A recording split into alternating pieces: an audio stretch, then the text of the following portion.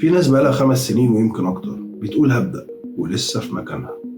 المشكلة مش في الظروف، المشكلة إنك مستني تكون جاهز 100%، وللأسف ده مش هيحصل.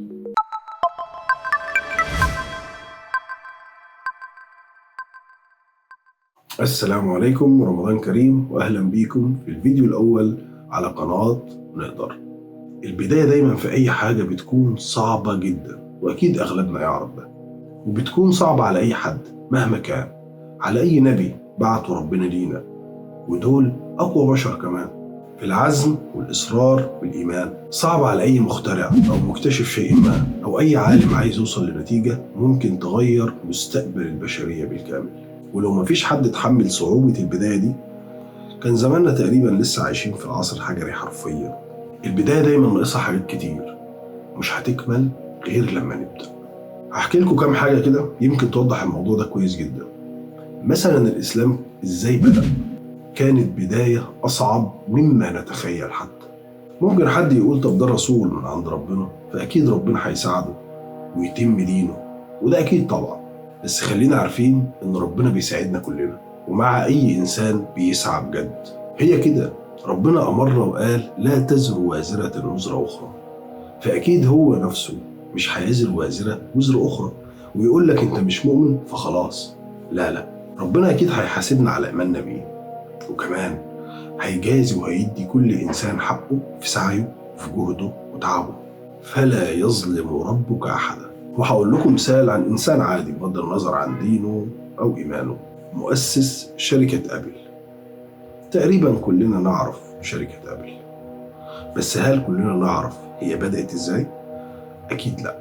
لما قرر ستيف جوبز وستيف وزنياك تأسيس شركة أبل عام 1976 ما كانش معاهم فلوس، وعشان يجهزوا مبلغ يبدأوا بيه اضطر جوبز إنه يبيع سيارته، ووزنياك يبيع آلة حاسبة من HP كانت في الوقت ده ثمنها غالي، وكان مقر الشركة جراج بيتهم.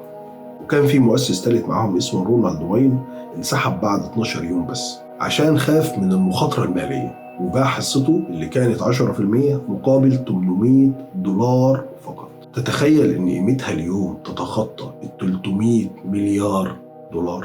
واول جهاز لشركة ابل كان ابل 1، وتم اطلاقه في يونيو 1976، وكان تسعيره غريب جدا، $666.66. طب ليه السعر ده؟ أكيد السبب عميق من خلال دراسة السوق والأسعار والمنافسين. لا، مش كل ده. السبب إن وزنياك كان بيحب الأرقام المكررة. أنت متخيل؟ يا رب تكون متخيل. طيب مواصفات الجهاز ده بقى إيه؟ الجهاز ده يا سيدي كان عبارة عن لوحة إلكترونية، ماذر بورد فقط، وكان اللي يشتريه لازم يشتريه صندوق خشب ولوحة مفاتيح وشاشة. يعني الجهاز أصلا مش كامل، هم عملوا جزء من الجهاز. الغرض مش إننا نحكي قصة أبل، الغرض إننا نعرف وناخد العبرة ونفهم قد إيه إن البدايات لازم تكون صعبة وعلى أي حد، وناقصة حاجات كتير، والكلام ده ينطبق على جميع الشركات على فكرة، ومش بس شركة أبل. الفرق اللي بيننا إن فينا اللي مؤمن إنه يقدر، وفينا اللي بيشوف إن ده صعب ومستحيل ومش هيقدر.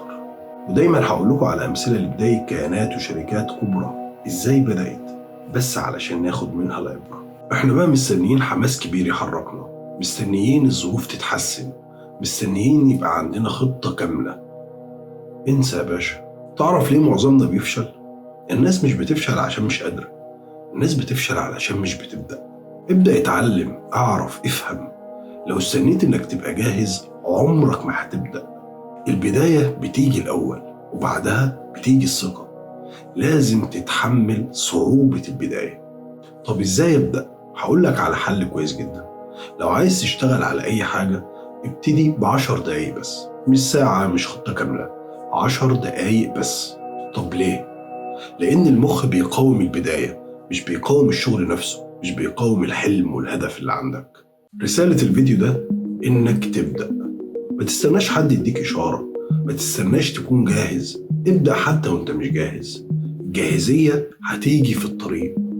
لو الكلام ده وصل لك بجد اكتب في التعليقات أنا هبدأ. استنوني إن شاء الله في الفيديو الجاي. السلام عليكم.